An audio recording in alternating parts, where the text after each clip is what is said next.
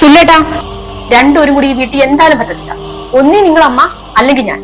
എന്താന്ന് വെച്ചാൽ നിങ്ങൾ തന്നെ തീരുമാനിക്കും. അമ്മ, കുറച്ചു നാളായില്ലേ നമ്മൾ കുഞ്ഞടുത്തോട്ടൊക്കെ പോയിട്ട് വന്നിട്ട്? നമുക്കൊന്ന് പോയിട്ട് വരാം. ഞാൻ കേറിയ വണ്ടിയേ ആരാ ഓടിച്ചോണ്ട് വരുന്നറിയാമോ? എന്റെ മോനാ. എന്തൊരു വണ്ടിയാന്നറിയാമോ അത്? വിമാനം.